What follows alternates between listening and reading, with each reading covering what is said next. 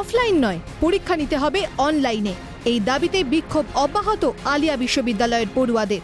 চলেছে vice chancellor ঘেরাওয়ের মতো কর্মসূচিও। আমরন অনশন করছে 12 জন।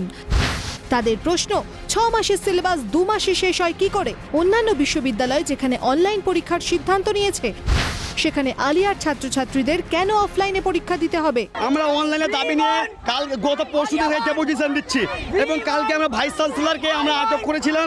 কিছু স্যার তারা বেরিয়ে এসে ভাইস চ্যান্সেলর ওটাকে ওরা ভেঙে আমাদেরকে ধাক্কি দিয়ে মেয়েদের গায়ে হাত তুলে তারা কি করলো, তারা স্যারদেরকে বার করে দিল।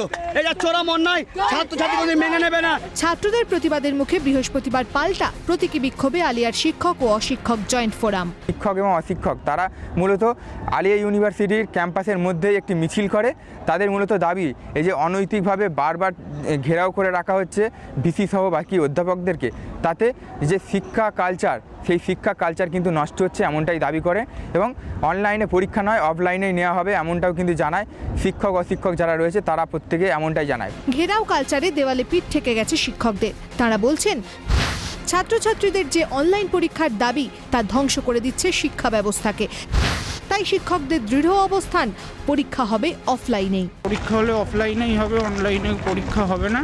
তো তাদের দাবি দেওয়া থাকতেই পারে, তাই বলে তারা শিক্ষক কর্মচারীদের এরকম পণবন্দি করবেন, রাত্রিরে বেরোতে দেবেন না, এটা কোনো গণতান্ত্রিক পন্থা হতে পারে না।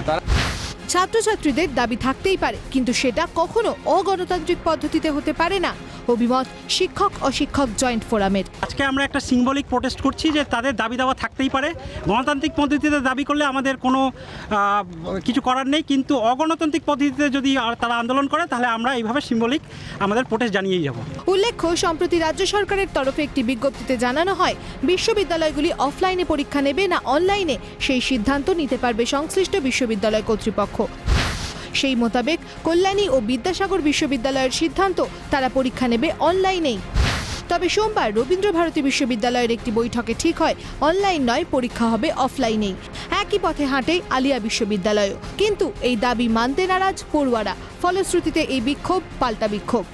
বিধান নস্কর ও মফিজুল ইসলামের রিপোর্ট, ক্যালকাটা টেলিভিশন নেটওয়ার্ক।